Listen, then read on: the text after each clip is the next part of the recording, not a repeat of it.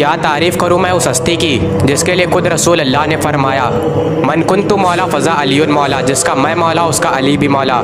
जिनके लिए हज़रत उमर ने फरमाया, ला हौला अली ला हलाक उमर, अगर अली ना होते तो उमर हलाक हो चुके होते।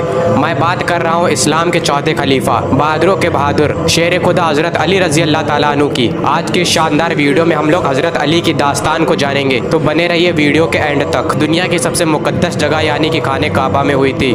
मौला अली बाकी बच्चों की तरह ना ही रो रहे थे और ना ही अपनी आंखें खोल रहे थे, लेकिन जब अल्लाह के रसूल ने आपको अपनी गोद में लिया तब आपने अपनी आंखें खोली और आपने सबसे पहले रसूल अल्लाह का चेहरा देखा।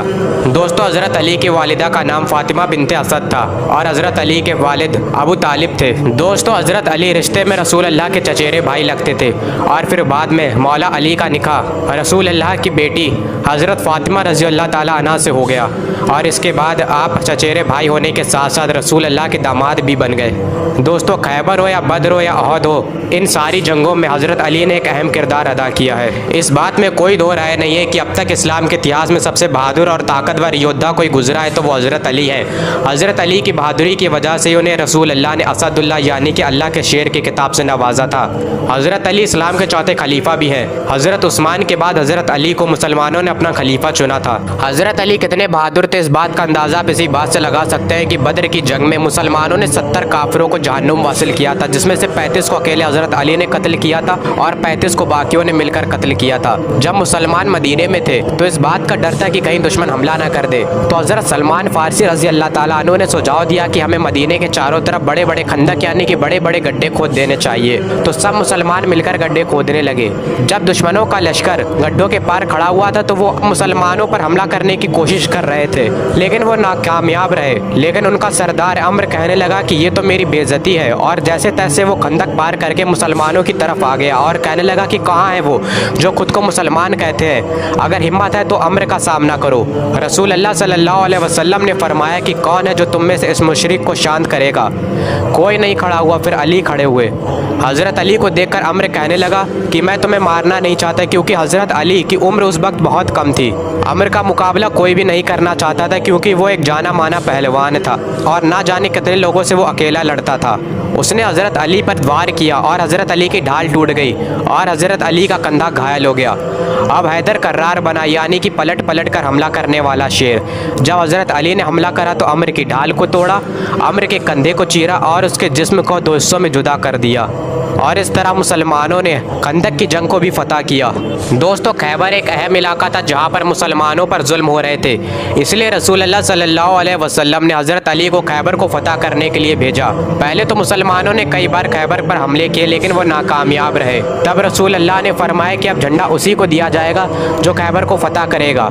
लोग सोच में थे कि अब वो कौन खुश नसीब होगा जिसे झंडा मिलेगा।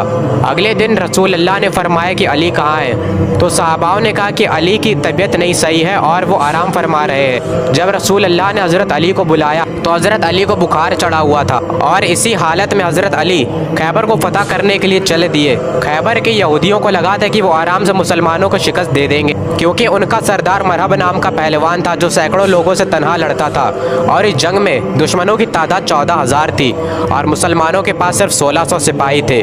लेकिन मरहब को ये नहीं पता था कि उसके सामने अल्लाह के शेर यानी कि हज़रत अली हैं। हज़रत अली और मरहब के बीच एक लड़ाई हुई जिसमें हज़रत अली ने सिर्फ एक ही वार में मरहब को 2 हिस्सों में जुदा कर दिया और जो खैबर के किले का दरवाज़ा था उसे हज़रत अली ने सिर्फ अपनी 2 उंगलियों से उखाड़ फेंका।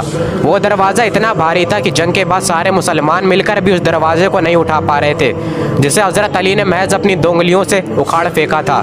तो आप इसी बात से हज़रत अली की ताकत का अंदाज़ा लगा सकते हैं।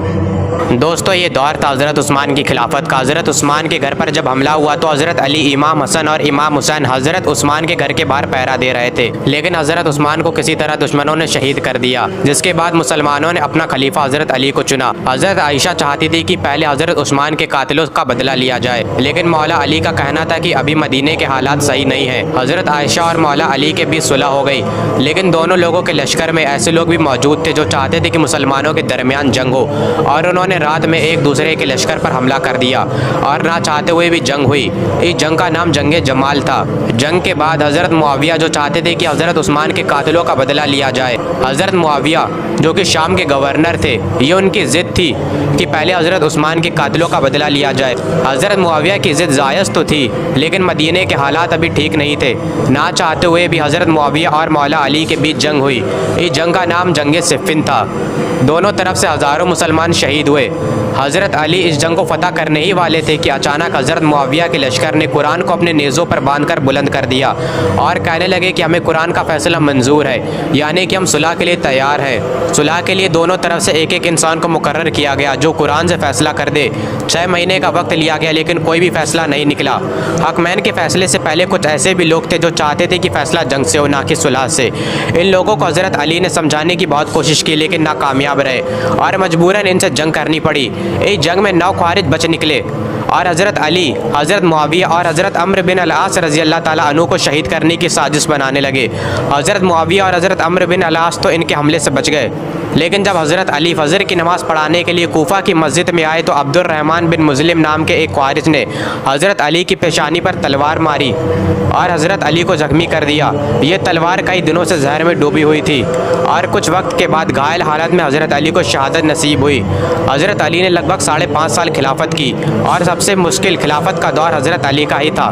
सबसे ज़्यादा बगावतें हज़रत अली के खिलाफत के दौर में ही आईं और इस तरह इस्लाम ने अपना एक बहादुर खलीफा, इस दुनिया ने एक बहादुर जंगजू और मुसलमानों ने एक नायाब हीरा खो दिया।